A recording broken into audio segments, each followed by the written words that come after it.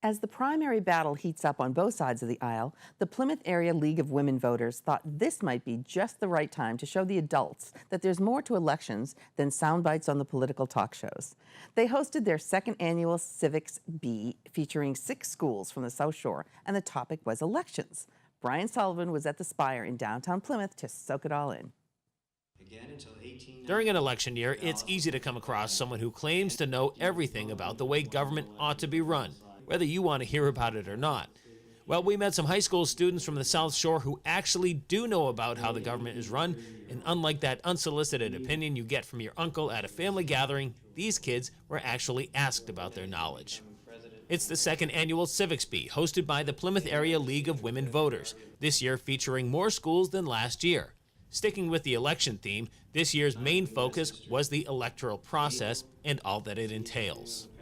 It's a different format this time around because there are 6 schools involved, so they split it up into 2 separate sections, with 3 teams taking the stage per round.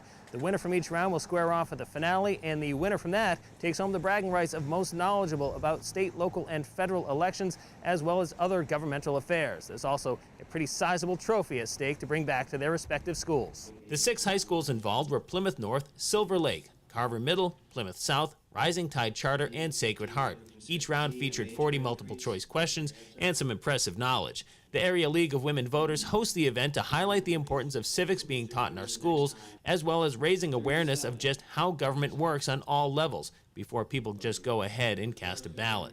The first round featured Sacred Heart, Plymouth South, and Rising Tide Charter, with the students from Rising Tide advancing to the finals. Next up were Plymouth North, Silver Lake, and Carver Middle. Following their 40 questions, these 3 teams finished with nearly identical scores to the teams that preceded them, which was probably just a coincidence. The winner from this round was Plymouth North. The public school and the charter school took the stage for what would turn out to be an epic bout. 15 questions, and if necessary, a sudden death overtime featuring bonus questions. It became apparent when the 2 teams were tied after 10 questions that this was likely to go beyond regulation. 2 questions into overtime, and Plymouth North was finally able to seal the deal. Junior Leanne Galani.